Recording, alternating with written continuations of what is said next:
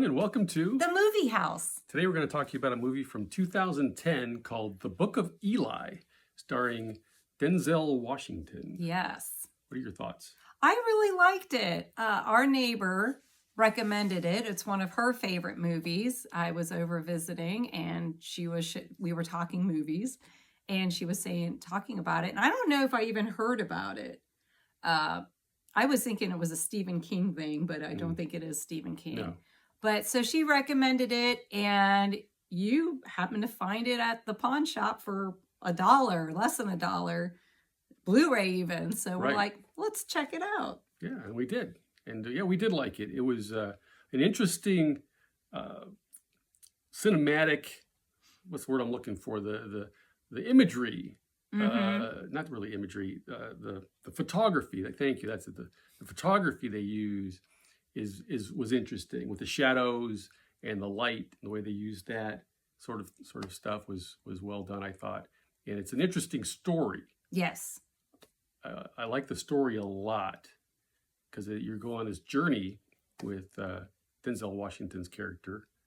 It's dystopian? No, apocalyptic, right? This is after like a war or something. Right.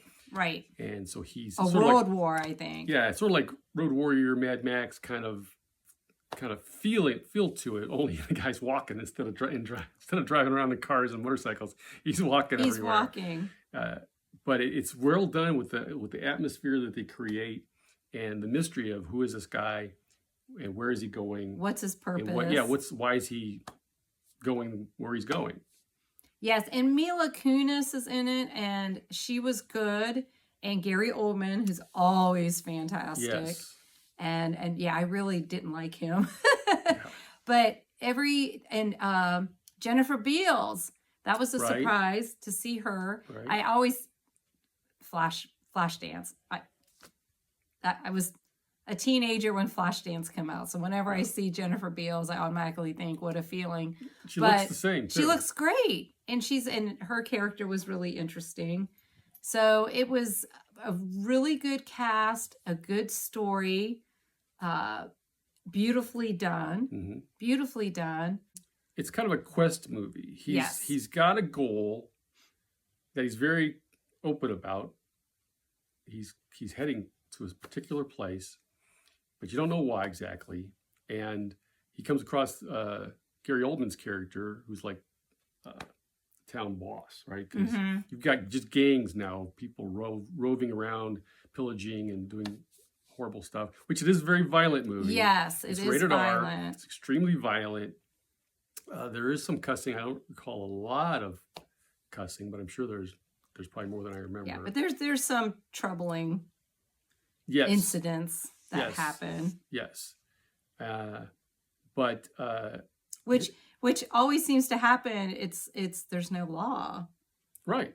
And here's a man who comes across Gary Oldman's character, who's kind of in charge of his own little town there, and he's his own law.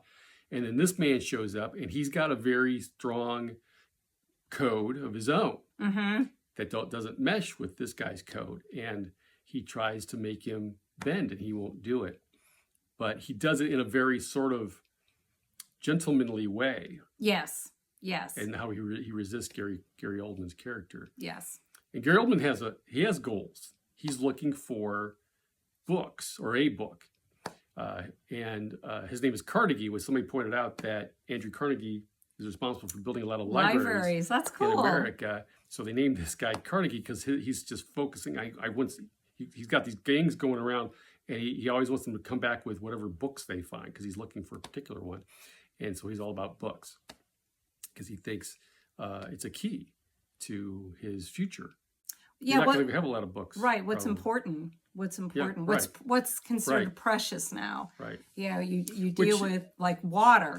Water is very precious. This movie is very philosophical in that regard. Denzel has conversations with I think several characters that touch on these philosophical ideas about comparing the way things were to the way things are now in this story. Right. And what was important then versus what's important now. Right. Yes, because one of the neat things, I don't think this is a spoiler alert, but one of the neat things is he's older.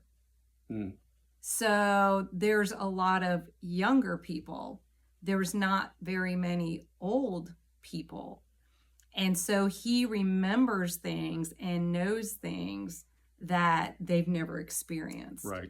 So that's really cool too. Like you said, the philosophical comes into it.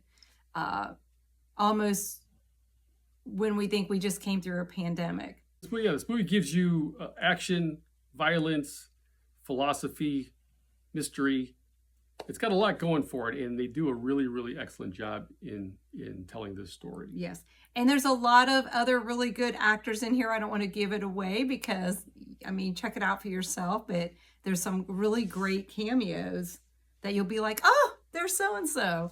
So I don't want to give it all away. I want you to check it out for yourself. But that was fun too. That was a nice surprise. Okay. Well, that's it for Book of Eli. Give it a shot. We think you'll, as long as you're an adult. It's very violent. Yeah, 17 and older, please. Yeah, 17 and older. Check it out. It's a very well done movie from 2010. Okay. Thanks for joining us. We'll see you next time. Bye.